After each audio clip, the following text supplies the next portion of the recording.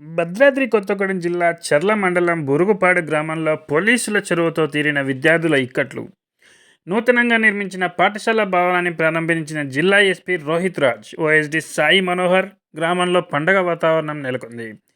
గ్రామస్తులను ఉద్దేశించి ఎస్పీ రోహిత్ రాజ్ మాట్లాడుతూ పిల్లలను సక్రమంగా పాఠశాలలకు పంపాలని, పిల్లల ఆరోగ్యంపై దృష్టి పెట్టాలని సూచించారు. బూరుగుపాడు గ్రామంలో ఉన్నత చదువులు చదివినటువంటి ఎటువంటి ఉద్యోగాలు రాకుండా ఇబ్బంది పడేవారు నేరుగా వచ్చి కలిస్తే సాయం అందచేస్తామని తెలిపిన జిల్లా SP Rohit Raj.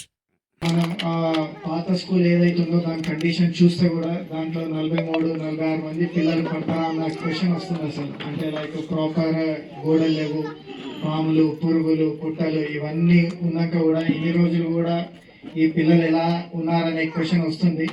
But fortunately head master గారు చర్ల పోలీస్ వాళ్ళకు ఇన్ఫార్మ్ చేయడం, వెంటనే చర్ల పోలీస్ కూడా దాన్ని ఫాలో అప్ చేసి యాజ్ సూన్ యాజ్ పాసిబుల్ దాన్ని ఫినిష్ చేయడం జరిగింది.